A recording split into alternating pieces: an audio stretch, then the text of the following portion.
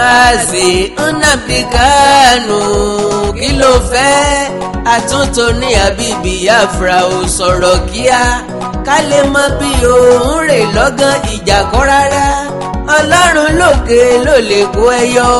Mazi Nnamdi Kanu kí ló fẹ́ àtúntò ní àbí Biafra ò sọ̀rọ̀ kíá ká lè mọ bí òun rè lọ́gán ìjà kọ́ rárá Ọlọ́run lókè ló lè kó ẹyọ. eégún tó bá pidán mọ níwọ̀n ní pidán pẹ́. mọ̀jàmọ́sálà ń ma kíkanjú lójú ogun. àkàndá alóró ọ̀rọ̀ lẹ́nu bíi tẹ́jọ́. àjàó àrò Awikonko asọ̀rọ̀ lójú ọlọ́rọ̀. ẹ̀yọ́ àjẹ́ àmọ́ kíra wa kú déédéé àkókò yìí jàre. gbogbo àwa tá a jẹ́ ọmọ Yorùbá òdodo. tẹ́tí inú wa là títòdé là sílẹ̀. tójú inú wa ọ̀fọ́ títòdé wá sì ríran. àwọn ọmọ Yorùbá tí ọ̀tanra rẹ̀ ni mò ń bá wí. tá a mọ òdodo tá a sì fèsì òdodo. ẹ̀yà mi létí inú yín kẹ wá gbódodo. sí tẹ́lẹ̀ rí olódodo kìí lẹ́rìn bọ̀tì àní torí akọ́bẹ̀jẹ káfọ́kòkò ọbẹ̀ sọnù owó àná gbọ́dọ̀ sún ní náà ìfọ̀rọ̀lágbọ̀ gbọ́dọ̀ sún àgbà tí yóò tò ló a kì í bínú bọ́lọ̀ ń ọba ti dání ọ̀rọ̀ ìran Yorùbá Nnamdi Kanu ọ̀rọ̀ Nàìjíríà ni mo fẹ́ sọ gbogbo òdùn bí ìgbẹ́ni lórí ọ̀pọ̀ ọmọ orílẹ̀-èdè yìí ní jà fitafita ọ̀pọ̀ ń gbìyànjú bí kálí bọ́kù lóko ẹrú Haúsá Fúlàní sapá tiwọn Ìgbò Niger Delta Yorùbá gbìyànjú díẹ̀ ẹni ọ̀sọ̀kù làgbọ̀nrín ṣáájú ọbẹ̀ ẹranko lọ́lágídí tó lòun òsùn láàrú ọlọ́dẹ revolution ò ṣiṣẹ́ referendum ò ṣiṣẹ́ secession ò wọ́ọ̀kì láti ṣèyí sí Olódùmarè àwọn ọmọ Ìgbò gbìyànjú wọn jà fitafita wọ́n gbé IPOB kalẹ̀ wọ́n ní àwọn fẹ́ dádúró gẹ́gẹ́ bí orílẹ̀-èdè kan làwa náà bá ní Yorùbá náà ò ní dúró pé bí Ìgbò bá ti lọ kí ni Yorùbá ó máa dúró ṣe ọ̀pẹ́ kò jìnnà tọdún tòsí lábá bẹ̀rẹ̀ jàǹgbára ọ̀pẹ́ kò jìnnà níjọba bá ń pè wá ní rẹ́bù wọ́n ní afẹ́ dojú ìjọba délẹ̀ ní rédíò Biafra tó ti ń ké tantan tó ti ń láìbírèètì ẹ̀yà Ìgbò láìfọ̀tá pè tó jẹ́ pé kò sẹ́ni tó mọ ibi tó wà ìjọba tírèsì ẹ̀wọ̀n gẹ̀ẹ́tì ẹ̀ lẹ́yìn ẹ̀ ni wọ́n mú Nnamdi Kanu wọ́n gbé ilé ẹjọ́ wọ́n sì gba onídùúró ẹ̀ lẹ́yìn ẹ̀ làwọn karambà ní ọ̀nà sọ́jà kan fi kú wá kiri ìyẹn ló jẹ́ kó forílẹ̀-èdè yìí sílẹ̀ lọ sí òkè òkun àtòkè òkun ló ti ń pàṣẹ ọ̀rọ̀ wálé tí n tó bá sọ sí mọ́lẹ̀ lójú ẹsẹ̀ àṣìṣe ni pé ó ń dojú ìjà akọ ìjọba ó sì gbé ìkórìíra hàn sí ẹ̀yà Yorùbá ó sì ní i lọ́kàn láti gba ìkó fún ẹ̀yà Ìgbò ń gbọ́ kálí èèyàn fẹ́ gba Republic of Biafra èwo tún ni tìlú Èkó ń bẹ̀ àti ṣe pínta ajá tó yẹ kan lè mọ́mọ́ kí lọ́kàn Joseph níbi ẹ̀kọ́ṣẹ́ Ifá kí ládìẹ ń wá níṣọ alágbàdà kí lọ́kàn ilẹ̀ Yorùbá nínú àti gba Biafra èmi rò wípé ntọ́yẹ kọ́ jẹ́ àkọmọ̀nà wọn ni kí gbogbo ọmọ Ìgbò tó bá wà nílé àjèjì ọmọ bọ̀ nílé with that ìrànlọ́wọ́ tá a bá lè ṣe fún wọn yóò fojú hàn síta fúnra rẹ̀ ensars jẹ́ díẹ̀ nínú iṣẹ́ tí Kanu rán níbi tí wọ́n ti ń ba nǹkan tó jẹ́ ti Yorùbá jẹ́ wọ́n dáná sun police station BRT rẹpẹtẹ TV Continental wọ́n fọ́ pálásì Akíolú gbogbo nǹkan àlùmọ́nì tó jẹ́ ti Yorùbá wọn bàjẹ́ níbẹ̀ nǹkan ni mò ń lọ lọ́jọ́ 22 oṣù kínní ọdún 2024 tá a wà yìí ni mo rí ìròyìn kan titled despite my unjust detention demand for Biafra referendum remains my God Nnamdi Kanu declares ọ̀rọ̀ yẹn worth attention ó yẹ kí n reflect lórí ẹ̀ torí òní kan torí ọ̀la ni ṣé gbàgbé tí mo wé ńgbà tí wọ́n mú Nnamdi Kanu ní Kenya mo ní kò sí agbára kan tó lè mú Nnamdi jáde àyàfi negotiation and he failed to negotiate with Buhari government more complicated during this government Bola Tinubu doesn't have interest in Kanu's detention but they thought releasing him will be very dangerous not until he dropped the agitation and ready for peace talk. I could see many people hailing him in the comment section. Only standing man in the east, a man who knows tomorrow. God of Biafra will always guide you. Only truthful man. God bless our leader. On point, sir. Great leader. Yes, we stand in hand with you. God is your strength and so on and so forth. Ó ti Nnamdi Kanu sọ òye wọn. Tó sọ nìyí nígbà tí àbúrò rẹ̀ Emmanuel Kanu ṣe àbẹ̀wò sí tẹ̀tí rẹ̀ bẹ̀rẹ̀ jẹ́ kó gbọ́ dáadáa. He said, and I quote, "We are not averse to the genuine restructuring of the country. We know that the country cannot grow or make progress under the current unworking unitary structure. The facts are clear for all to see. Our position remains the same as our submission in the presence of Professor Ben Nwabueze and Evangelist Elliot Ugochukwu on 30th August 2017 at the meeting with the Southeast governors in Enugu. We have no reason to add or subtract from our position 6 years ago. We reiterate that we are not opposed to a consensual but wholesome restructuring of the country along the 1963 Constitution. Those who disrupted the 2017 peace process only engineered and activated the unpleasant experiences of the past 3 years. Are they allowed the second meeting of September 15, 2017 to hold? Meaningful outcome would have been long achieved. The unprovoked invasion of my family homestead on September 14, 2017, which led to the untimely death of dozens of citizens and inspired the demise of my parents, created the unsavory atmosphere that engulfed the region moving forward. KANU, who reportedly gave conditions for the true reconciliation, insisted that the grossly marginalized southeast region of Nigeria and the entire Biafra land should be rebuilt and brought to equity with other regions of the country. KANU, who specifically demanded the establishment of long-denied critical infrastructure in our region, commercial seaport, international airport with cargo wing, rail services and other deliberately denied infrastructure.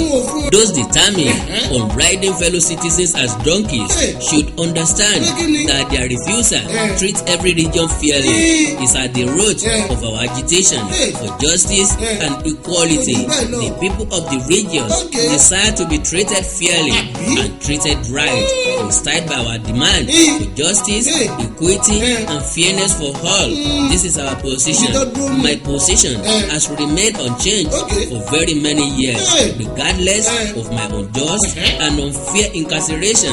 Our demand for a referendum to determine whether our people will choose to remain in the country that has so unkindly treated us for decades remains our goal, unless those opposing the wholesome restructuring of the country repent. We are resolute because the oppressor leaves us no choice. Since 1980s and the 1990s, every plea to return the country to the 1963 Constitution has sadly fallen on deaf ears, leaving us no choice than to find any avenue that will guarantee a safe future and better tomorrow for our unborn grandchildren. We have no regret whatsoever articulating a better future for our progeny, being mugged consistently over our earlier demand for an early return to true federalism and devolution of powers. We saw we had no other choice than to work towards a referendum to determine our future, our decision and preference for our own country, where our children will be fairly treated, is as a result of the unacceptable, unabating mistreatment since 1966. First, the horrendous programs, then the bitter war, the deliberate disempowerment after the war, the 20 pounds offer, the Scotch Art policy, and war of attrition facetiously visited on our region ever since. The deliberate denial of critical federal government, driven such as a functional commercial seaport, railways, international airports with cargo wing, dry port, container terminal, greater electricity generation, export free zone, and east-west railway and road network that will help our people feel like being truly part of the country, confirms our second-class status, which we reject the unkind marginalization marginalization we have suffered as a region since 1970 is only possible because of the centralized structure enabled by the unitary 1999 Constitution. We remain committed to our demand for a referendum as long as those totally opposed to the restructuring of the country along the lines of true federalism and power devolution continue to resist the cry for a new fair, just and equitable constitution along the lines of the 1963 Republican Constitution. We will be betraying our people and selling away their future if continue to wobble along in this unhelpful 1999 Unitary Constitution designed and written and given by unelected soldiers and led marches in the UK pleading for a consensual restructuring of the country via a constitutional conference and the enthronement of a new people's constitution. All through the 1990s, we were mocked and ridiculed consistently by a smart clique of compatriots who claim they were born to rule. Their stiff opposition to a peaceful restructuring of the country made our agitation inevitable. They are simply telling us to go to hell and do our worst. At the meeting with the Southeast governors on 30th August 2017, I pleaded with the governors to plead with Mr. President to begin the early restructuring of the country along the lines of true federalism and devolution of power back to the 1963 Constitution. I also pleaded for affirmative action to expedite immediate construction of the earlier mentioned deliberately denied infrastructure in our region. The response was a vicious military attack to violently eliminate me on the 14th of September 2017, a day before the follow-up concluding meeting. Ohun tó sọ jù níbẹ̀ ni pé àwọn wà open sí restructuring, constitutional review, ká padà sí constitution ti 1963. Ìbádá bí Nàìjíríà bá lè padà sí true federalism system of government, and that was exactly what we said. Táwọn èèyàn kan tó gbé tán parí that no region can exit Nigeria without referendum allowed and conducted within that region. Ṣùgbọ́n kò sáàyè nínú present constitution àfìgbà táwọn èèyàn kan nílẹ̀ Yorùbá ní àwọn ti fi online petition gba Yorùbá nation àti pé oṣù báyìí ni àwọn máa rìn kúrò nínú Nàìjíríà. Wọ́n ti ṣe declaration, wọ́n ti ṣe reclaim, in fact wọ́n ti set up interim government lórí ẹ̀rọ ayélujára. Ògèdè òpònú aláìnílàákàyè gbogbo Ọbáfẹ́mi Awólọ́wọ̀ ló sọ̀rọ̀ kan ń bàdàn ní November 8, 1966. Ó pe àkórí ẹ̀ ní the most realistic approach to our constitutional problems. NDT clearing freight and logistics. Iṣẹ́ wọn dára, wọ́n ká sọ̀sọ̀ wọn kárí ayé. NDT clearing freight and logistics. Bá a ṣe kárí ayé bẹ́ẹ̀ ni òye iṣẹ́ yé wa. Cargo services wá dúró tán láti Nàìjíríà. A ó bá yín gbé nǹkan ránṣẹ́ sí àwọn èèyàn yín ní Europe, UK, US, Canada, Asia lọ bẹ́ẹ̀. Gààrí, epo pupa, ẹ̀gúsí, ẹja gbígbẹ, ìgbín, irú, àpọ̀n, aṣọ, ìlẹ̀kẹ̀, àwọn ìwé tó ṣe pàtàkì àti bẹ́ẹ̀ bẹ́ẹ̀ lọ. Kò tán síbẹ̀. MDT clearing services lékètéńté. Àṣẹ tó ń tẹ̀jọba tá a gbà. Ó ń mú àwọn èèyàn yàn wá láàyò láti port. Ọwọ́ kan ni MDT á clear kọ̀ńténà yín jáde fún yín. Bó ṣe kọ̀ńténà tó kún fún káà lóríṣiríṣi tàbí ohun mìíràn. Àwọn òṣìṣẹ́ wa kọ̀ lálá. Professionalism wa kò lẹ́gbẹ́. MDT doorstep delivery service náà ò gbẹ́yìn. Níbikíbi lágbàáyé àwa gbé ọjà yín fún yín lẹ́nu ọ̀nà yín. MDT tún bá ní ìrajà. Product sourcing. Ìyẹn ni pé à á ràn yín lọ́wọ́ láti ra ohun tí ẹ fẹ́. À á sì fi ránṣẹ́ sí yín ní kámọ́ kóbó. Ní MDT clearing freight and logistics. Akájú ẹ̀ àtò àlétò iṣẹ́ wa yàn ó yanjú lówó péréte.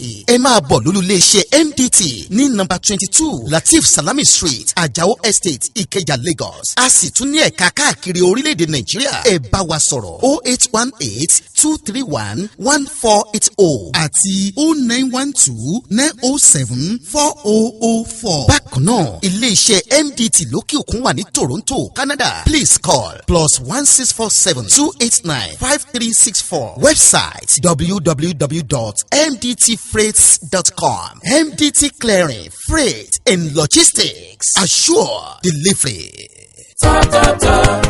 top farm foods àwọn oúnjẹ tiwantiwa aṣara lóore. Top farm foods ń ṣara lóore. Yam flour, ìyẹ̀fun iṣu gidi, unripe plantain flour, èlùbọ́ ọ̀gẹ̀dẹ̀ àgbagbà, beans flour, èrè gbẹrẹfun, rice flour, ìrẹsì oníyẹ̀fun tá a fi ń ro túwó, yellow pap, ògì pupa onígbẹrẹfun, gàrí ìjẹ̀bú tó kan dáadáa, tó fi dórí smoked catfish, ẹja àrọ̀ gbígbẹ. Lábẹ́ ìmọ́tótó ni Top Farm ń ṣe gbogbo ẹ̀. Ó sì ṣe déédéé ibikíbi lágbàáyé. Ló níwọ̀n jí wọn 1 kg, 2 kg, 5 kg. Top Farm Foods wọ́n wuyì wọ́n gbayì tó ń ti òun tẹ NAFDAC lára wọn. Bẹ́ẹ̀ sì ni 100% natural la ṣe gbogbo ẹ̀ jáde láti iléeṣẹ́ Top Farm Foods tó kalẹ̀ sí Industrial Development Center IDC Ibeshi Road Ikorodu Lagos Nigeria. Àwọn alágbàtà jákèjádò orílẹ̀-èdè Nàìjíríà tó fi dórí àwọn African stores ilé ìtajà oúnjẹ ilẹ̀ wa lókè òkun. Ẹ pè 0706-216-6771 tàbí 0802-721-0222. Website www.tff.com.ng. Top Farm Foods. Think food.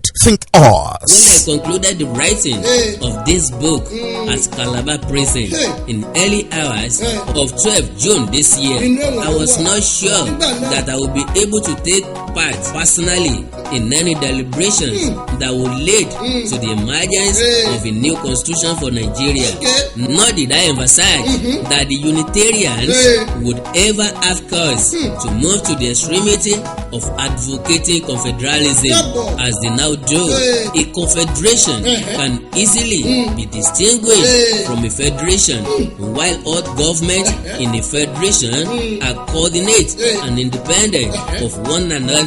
In a confederation, the central government is dependent on the will of the regional or state governments. In other words, in a confederation, the central government is neither coordinate with nor independent of the regional governments. For all practical purposes, I hold its existence to the sufferance of the state governments. The issue with which the country is now faced is not Unitarianism versus federalism as before, but confederalism versus federalism. Nonetheless, my thesis remains valid, namely that since Nigeria is a multilingual and multinational country by excellence, the only constitution that is suitable for its special circumstances is a federal constitution. I am therefore on the opinion that, in a permanent sense, a confederal constitution is just and unsuitable for Nigeria as a unitary constitution. There is none precedent of the successful operation on a permanent basis of a confederal constitution. It had 10 years of uneasy existence in the United States from 1776 to 1786. It had not fared better in other parts of the world before and after the 18th century. In this connection, it must be pointed out that the Swiss constitution is confederal only in name. It is in fact, by definition, a federal constitution. As a temporary measure, a confederal constitution is probably the only way out of the present political impasse in Nigeria. It will take about 2 to 4 years to our self-inflicted wounds to heal, and for all Nigerian leaders to foregather in amity and mutual trust to administer the affairs of the country.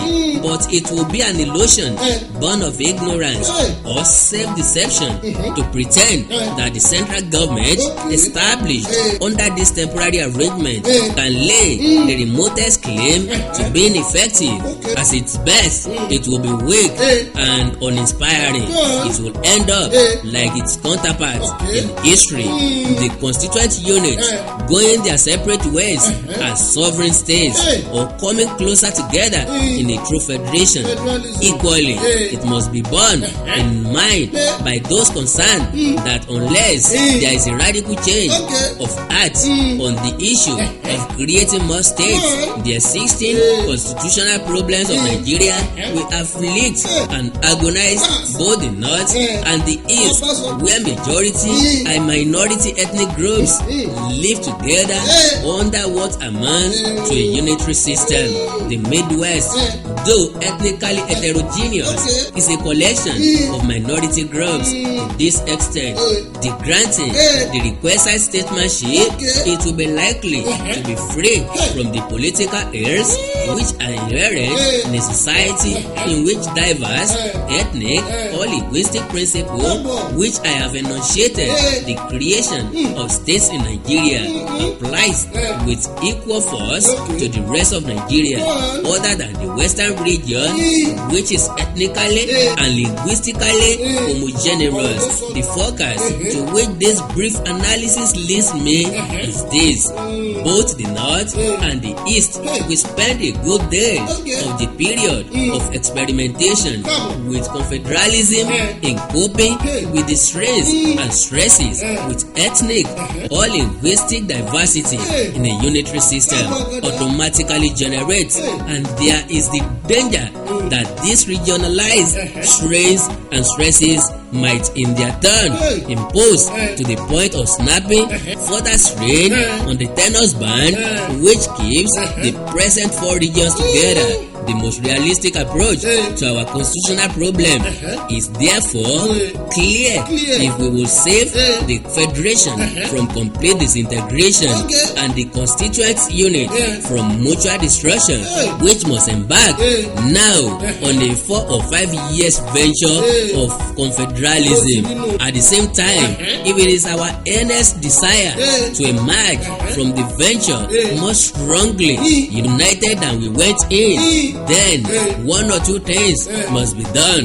Either we apply the linguistic principle to the creation of states in the federation before we proceed on the venture, or the North and the East should conscientiously apply the linguistic principle to the creation of states in their respective territories during the period of the venture. I would like to stress once again that in reading this book and this supplementary preface, I have tried to present my case with the objectivity of a political scientist and not with the partial affection of an ambitious Nigerian politician of Yoruba origin.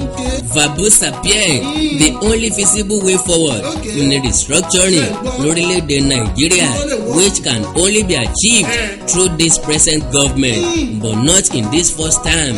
Àfi tá a bá fẹ́ tanra wa lóko, bó bá ti bèrè bó wa ní second term, ó promise pé òun ó restructure Nigeria kó tó di pọ́ lọ. Bí ọba wa lè promise wa kó kẹrù ẹ̀ lẹ́yìn ọdún mẹ́rin kó máa relé, ká dá ìjọba padà sí region, kí àlàáfíà ó lè wà, kí ìdàgbàsókè ó lè wà, kí ìbáyégbádùn ó lè tó a lọ, káàrí ó sì bá wa release NNAMDI KANU. The guy is a liberator. Approach ẹ̀ nìkan ló le, ọmọ burúkú ò sí lé fẹ́kùn pajẹ́, ṣùgbọ́n kí n tó kí dọ̀rọ̀ mi bàkọ̀. Ìsọ àtẹnumọ́ràn kì í jóná. Ìrànlọ́wọ́ lórí project rédíò mi èèyàn 500 tó lè fún mi ní 100,000 naira. Ẹ pè mí kájọ sọ̀rọ̀ lórí WhatsApp +234 904 851 9362 +234 904 851 9362. Èdè àti àṣà Yorùbá ò ní wọ́ mi, orílẹ̀-èdè Yorùbá ò ní dàrú, ìlú ẹnì kọ̀ọ̀kan wa yóò tòrò mínímíní. Àjùwà ṣe o.